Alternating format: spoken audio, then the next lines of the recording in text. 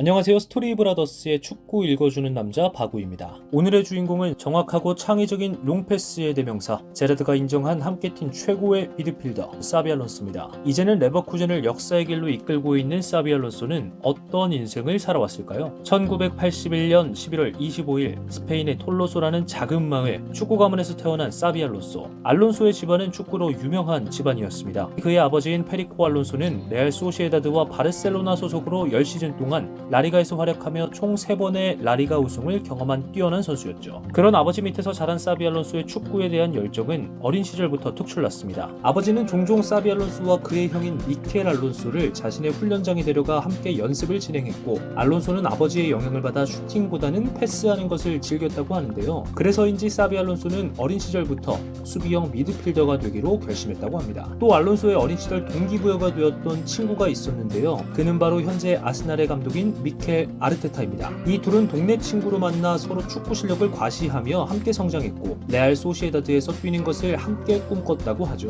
그들의 뛰어난 실력은 스카우터들의 눈길을 끌기 충분했고, 알론소는 레알 소시에다드에, 미켈 아르테타는 바르셀로나로 향하게 됩니다. 레알 소시에다드로 향한 알론소는 유소년과 리저브 팀을 거쳐 빠르게 성장했습니다. 그는 18세 나이에 1군 데뷔를 할 만큼 실력이 뛰어났고, 그 다음 해에는 스페인의 다른 구단들로 임대를 다니며 실력을 쌓았습니다. 그러다 2001년 1월 리그 최하위로 떨어진 레알 소시에다드는 새로운 감독 존 포샥을 선임했고, 위기의 팀을 구하기 위해 존 포샥 감독은 천재적인 재능을 가졌던 알론소에게 희망을 걸기 시작합니다. 또 20살의 나이로 팀 내 주장이라는 무거운 직책까지 맡게 되죠. 다행히 그 시즌 레알 소시에다드는 강등권을 벗어나 시즌을 마쳤고, 반등에 성공한 레알 소시에다드는 사비 알론소와 함께 부활을 꿈꿉니다. 알론소의 재능을 높이 산 존 포샥 감독은 알론소의 터치와 컨트롤을 향상시키기 위해 새로운 훈련을 고안할 만큼 많은 시간을 투자합니다. 알론소는 그 이후 꾸준한 활약을 보이며 라리가에서 이름을 알려갑니다. 이후 구단을 최초로 챔피언스 리그로 이끌었고, 스페인 올해의 선수상까지 수상하게 되죠. 이후 꾸준한 활약으로 스페인 국가대표에도 승선하게 됩니다. 이후 레알 소시에다드는 알론소의 어린 시절 친구인 미켈 아르테타를 영입합니다. 아르테타와 알론소의 재회도 잠시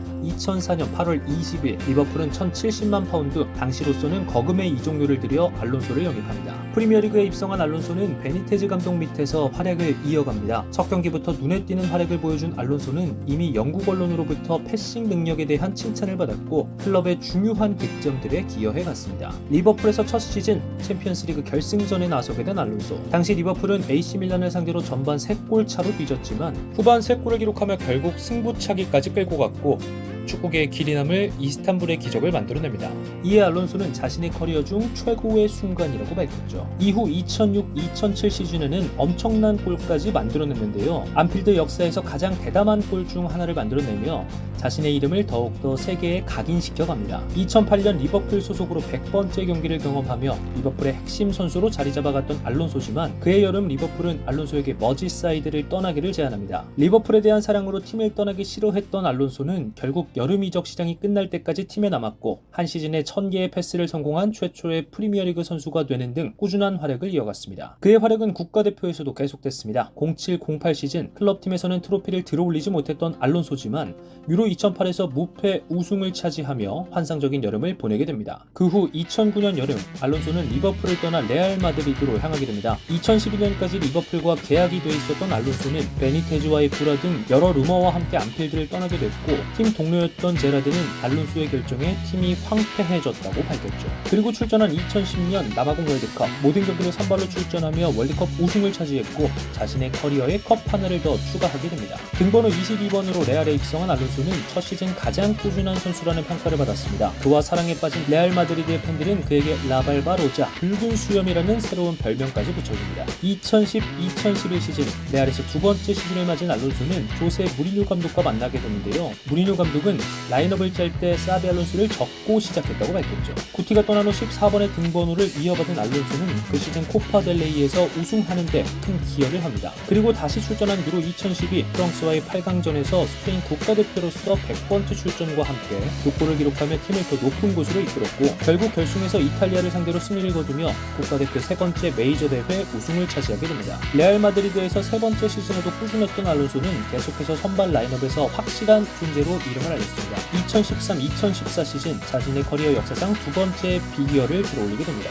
2014년 여름 바이에른 뮌헨으로 이적한 알론소는 분데스리가 한 경기 최다 패스 기록을 깨가며 독일 무대 적응도 문제없이 해갔고 2016-17 시즌을 끝으로 은퇴를 하게 됩니다. 이후 2018년 전 팀 동료인 라울, 사비, 발데스와 함께 UEFA 엘리트 코치 과정을 수료하며 레알 마드리드로 돌아와 유스 코치직을 맡게 됐고 2019년 레알 소시에다드 B에서 첫 감독직을 맡게 됩니다. 이후 2020년 10월 현재 팀인 레버쿠젠의 감독직을 맡게 됩니다. 이때 이미 레버쿠젠은 최하위에 머물고 있었습니다. 하지만 알론소는 레버쿠젠을 최하위에서 6위로 이끌게 됩니다. 그와 함께 유로파리그 준결승이라는 성과까지 얻어내게 됐죠. 2013년 여름 토트넘을 대표해 여러 클럽들의 구애를 받았지만 팀에 남기로 결정한 알론소는 현재까지 팀을 무패 행진으로 이끌고 있습니다. 이전 분데스리가 팀 모든 대회 무패 기록이었던 32경기를 갈아치웠고 현재까지 모든 대회 연속 무패 행진을 이어나가고 있습니다. 그는 두뇌로 경기를 완벽하게 지배할 수 있는 선수다. 내 인생 최고의 미드필더 중 한 명이다. 선수로서 환상적인 선수였고 사람으로서는 그보다 더 좋은 사람이었다. 이젠 감독으로서 세계 정상을 노리는 사비 알론소. 알론소의 역사는 계속됩니다. 도움이 되셨다면 구독과 좋아요 부탁드립니다.